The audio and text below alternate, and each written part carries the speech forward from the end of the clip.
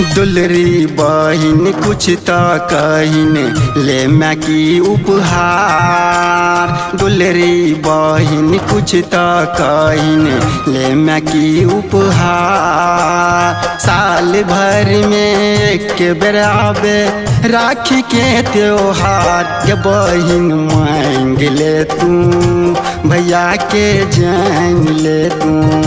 के बहिन मांग ले तू भैया के जान ले तू।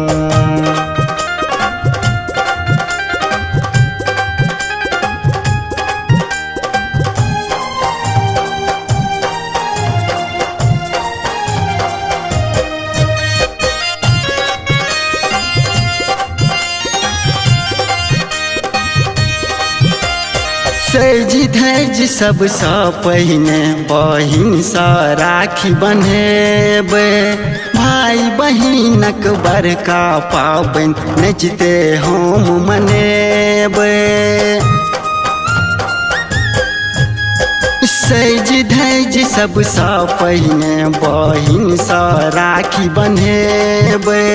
भाई बहिनक बड़का पाबन नचते हम मनेबे। रहते सब दिन एहने हरदम भाई बहिनक प्यार। गिफ्ट बहिन मांग ले तू भैया के जान ले तू। गे बहिन मांग ले तू भैया के जान ले तू।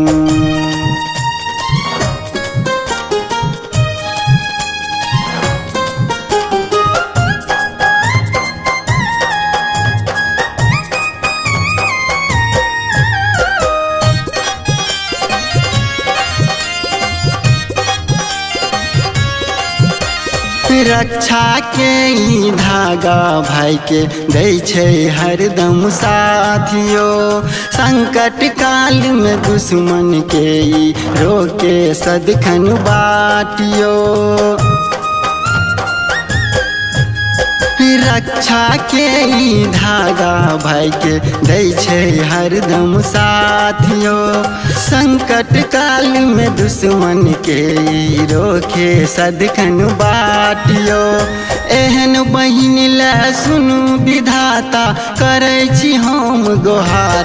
दुलरी के सजे में रहबे हमेशा खिलेने रहबे।